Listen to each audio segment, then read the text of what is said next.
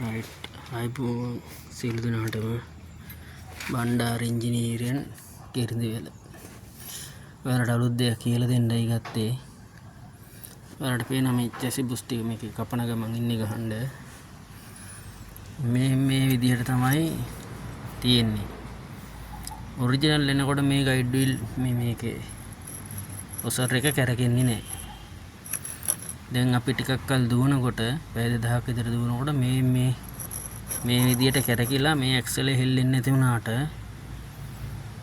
මේක කැරකිලා බුස් එක ගෙවෙනවා. ඒ වුණාම බුස් එකේ දිග අඩු වෙනවා.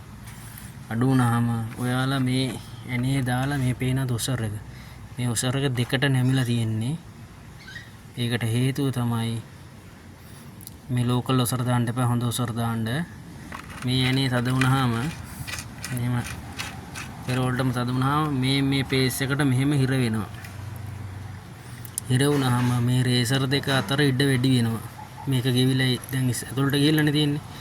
ඒ කියන්නේ මේ බුස් එක කෙරෝල්ටම හිර වෙන්නේ නැහැ. සීල් එකේ. හරිනම් කෙරෝල්ටම හිර වෙන්න ඕනේ. හිර වෙන්නේ නැහැ දැන් මේ තියෙන තත්ත්වෙට. මෙහෙම දාලා හිර වුණාම මේ දෙක නටනවා රේසර් දෙක ඇතුලේ. රේසර් දෙක ඇතුලේ නටනකොට මේ ඔසර් එක මේක නැමිනවා දෙකට. මේ තියෙන නැමිලා ඔයාලට පේනවනේ මේ ඔසර් තාච්චිය වගේ වෙලා තියෙන්නේ ඒකයි. මේ මෙහෙම තාච්චිය වගේ වෙලා තියෙන්නේ ඒකයි. මේකට හේතුව තමයි මේ ගෙවිච්ච වැලි කප් එක දැම්මහම මේක කැරකිලා බුස් එක ඇතුළට ගෙවිලා මේක තද වෙන්නේ. සීල් එක යහට ගිහලා රේසර් දෙක ගියාම මෙතන තියෙන ඉඩ ප්‍රමාණය වැඩි වෙනවා. ඊට පස්සේ අපි වැඩ කරද්දි මේක එහාට මෙහාට ගිහිල්ලා මේක මේ තාච්චිය වගේ වෙලා සීල් එකට වතුර බහිනවා. මේ විදිහට මේ විදිහින් ඕල්ල නටල ඔයාලට පේනවනේ මලකඩ පාර අල්ලලා තියෙන ඔතනින් වතුර බහැලා සීල් එකේ ඒකයි.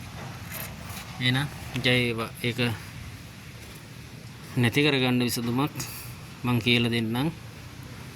එහෙනම් ඊළඟ වීඩියෝ එකකින් හම්බ වෙනකන් ජය වේවා. අපිව ෆලෝ කරලා තියාගන්න. එහෙනම් බණ්ඩාර ඉංජිනේරියන් කිරිඳිවැල.